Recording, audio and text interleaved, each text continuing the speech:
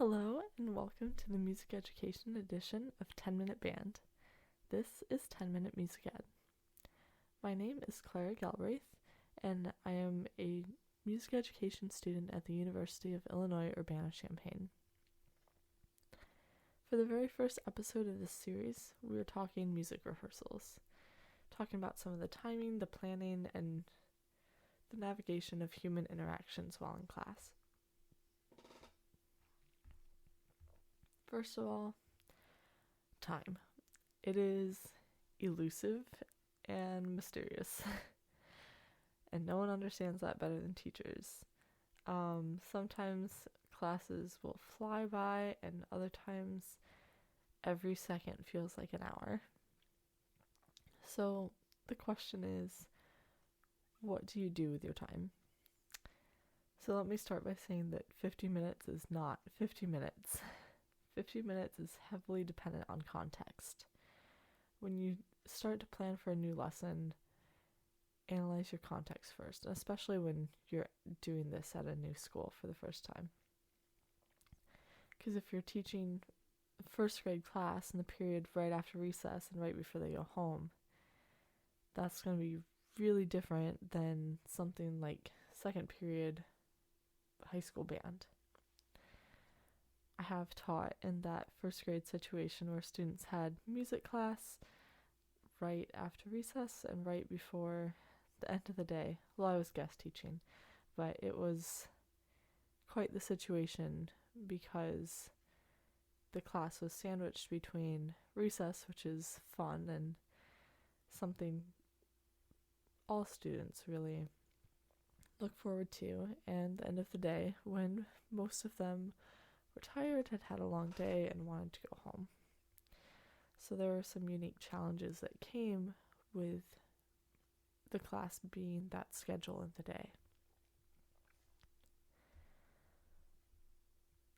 So even at the high school level, there's going to be a difference between first and second period band. I observed this at a school near where I live recently. When students came in for first period band, they were pretty quiet. They talked to each other a little bit, and they quietly a few of them started warming up on their instruments. It took about 5 minutes for people to be warming up. An hour later, when students came in to class for second period band, it was pretty different. Students started warming up right away and were talking and laughing with each other as soon as they stepped in the door. And there was just a lot more energy. And this was all in the same day at the same school. So context is everything. Know how your students are feeling at certain times of the day compared to others. And certain days of the week before holidays can also make a difference. And I think it's worth taking into consideration because I think it'll help you plan how fast or slow that time is going to feel, essentially.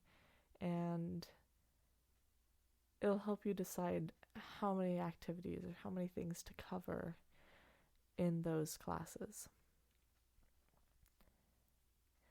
So I know I mentioned planning at the beginning, but I'm going to kind of skip over it. The reason for this is because the planning process is very unique to each individual teacher. Every teacher has their own strategy that they like to use to plan out lessons, to plan out curriculum for the year. And also different districts and schools have very different expectations of you as their teacher. So you're going to have what you want to do, and there's also normally some district expectations of if you're turning in lesson plans or how often you're doing that, or if you're turning in a snapshot of the whole year or a calendar for the whole year, something like that. So now we're going to move on to the fun part, which is navigating the human interactions in class, which can be the hardest part, but it's also absolutely the best part, in my opinion. It's the part where we we see we get to make a difference. And the part that's just always interesting. I was recently observing a middle school. I was watching the 8th grade band, and the school is pretty strict about if you're tardy, no matter how late, you have to have a pass, even if it's just a few seconds. And there was a student that walked in like a minute late or so. And maybe it was longer, there was a lot going on, but the teacher asked if the student had a pass. And he was like, no, and he was like, I'm really sorry. And the teacher jokingly was like, are you? And he's like, the student was like, what? And the teacher was, in a lighthearted, joking manner, like, are you sorry that you're late? And the student was like, yeah, I'm really sorry. And the rest of the class decided, oh, like, Miss Teacher, you should make him sing a silly song since he's late. And the teacher jokingly went along with it and was like, all right, what you got? And the student was like, what? And the teacher was like, what you got? Like, what kind of silly song do you got? And so then the student got into it and got on board and started making up kind of a silly song right on the spot. And the whole class had so much fun with it. And that whole interaction took maybe a minute, but you could tell that the students were all having fun, and it was a way to, on the teacher's end, she kind of recognized the expectations of class that you need to be on time, while also making light of it and making a joke about it and making those interactions with students. And humor is an interesting thing to use in a classroom. You have to be a little careful with it sometimes. And you also need to get to know the class pretty well, I would say, before joking around with them too much. Like, this interaction took place at the end of a school year with the 8th grade, who the teacher had the students for at least 2 years at this point. So she had those relationships built up with them where they could tell she was joking. They could tell she didn't mean it per se, but that it was something that was fun and exciting in class. Another school I observed was a high school band from Chicago Public Schools, and that band had a different situation where they don't have a lot of resources or funding to work with, and most students don't start band there into high school. There's also a high population of minority students at that school, and one thing I witnessed when the director was working with them was this idea of translanguaging. And you're like, what on earth is translanguaging? And it is something, one of my classes that talked a lot about literacy and language, that they talked about the idea of translanguaging as being able to like move seamlessly through languages. A lot of times when people talk about bilingualism, they talk about someone being able to speak. If we say Spanish, for example, they could speak Spanish and they could speak English. And when people talk about bilingualism, there's kind of this idea that that people who are bilingual or who are multilingual pick one language or another.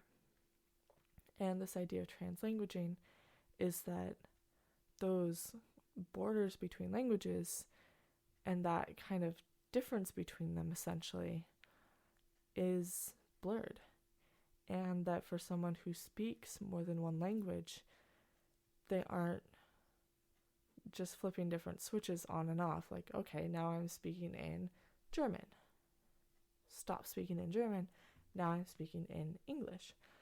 Most people who speak more than one language think kind of in a mix of both languages simultaneously, where like one word they might use might be in Korean and then the next word they might use would be in English, but it's all mixed together because it's all part of their linguistic vocabulary.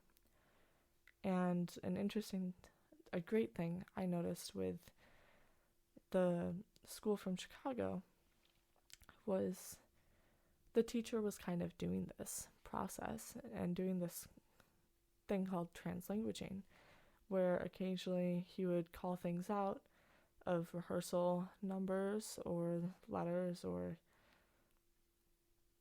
ideas, and there would be certain words in Spanish mixed in there. And the reason I thought this was powerful was because it gives students the permission to do that too. And it also rejects this idea of like perfection of being bilingual that a lot of students, a lot of young people face, that they feel they have to be perfect speakers, so to say, which isn't even something that exists in each language, and that those languages have to be used separately. So seeing this teacher and role model move between both a little bit or have that mix, I think could be really powerful for students to be more comfortable with that part of their own identity. And with that, I am a little bit over my 10 minutes, so I will end it here, but we have 2 more episodes coming up. And thank you so much for listening. I hope you found some of this a little bit interesting and maybe even a couple new ideas. Make sure to check out the other videos. Thanks and take care.